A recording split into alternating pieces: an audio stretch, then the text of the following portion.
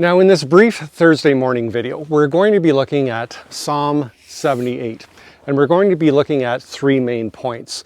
The connection between Psalm 78 and Jesus, why miracles don't persuade most people, and the importance of changing your own heart.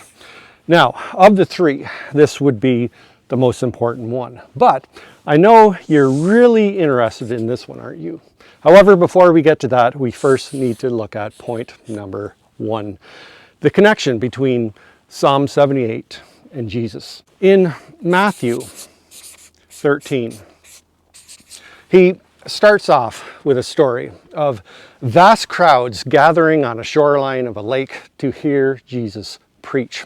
The crowds were so vast, in fact, that Jesus was forced to get into a boat that was anchored just offshore and use that as his pulpit. Now, I'll admit that would be every preacher's dream, to have vast crowds coming to hear you preach. If it happened today, we'd all have our cell phones out taking selfies. Jesus, he began that day by using a parable, a very famous parable, the parable of the sower, of when a farmer went out to sow seed and it fell on four different types of soil. And then Jesus, he told another parable, and then another one after that, and then another one, and so on and so on and so on. In fact, Jesus didn't say anything that day to the crowds without using a parable. We tend to think that Jesus used parables to help illustrate his points, to make his message more understandable to people. And usually that's why Jesus used parables, but not that day. He spoke to them in parables for the exact opposite reason. And the disciples, sensing that the crowds just weren't understanding these parables, they eventually approached Jesus and said to him, Jesus, you know, the crowds, your parables, they're just not understanding them. Why do you speak to them in parables? And Jesus' response may very well shock you. You see, Jesus knew why the crowds were there that day.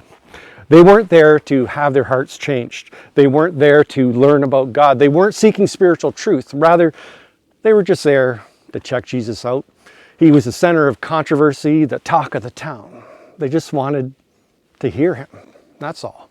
They didn't want to have their hearts changed. So Jesus told his disciples that only those who were seeking spiritual truth, only those who wanted to have their hearts changed would understand the parables, whereas those who did not wouldn't understand those parables at all.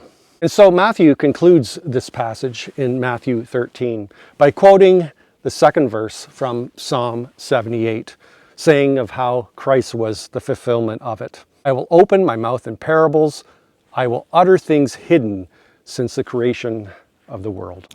And now for the moment that you've all been waiting for. Number two, why miracles don't persuade most people. But before we look at this, if you're finding value in this video, please do give it a thumbs up. It really, really helps. Now, as modern Christians, we tend to use Bible verses as though they are isolated bits of spiritual information, completely divorced from the passage which they are taken from. Not so with biblical authors, though, like Matthew. Usually when they quoted from the Old Testament, they were drawing the attention of their audience to focus upon the entire passage from which they had just quoted from. For example, when Jesus was dying on the cross, he said, my God, why have you forsaken me?" He was quoting from Psalm 22.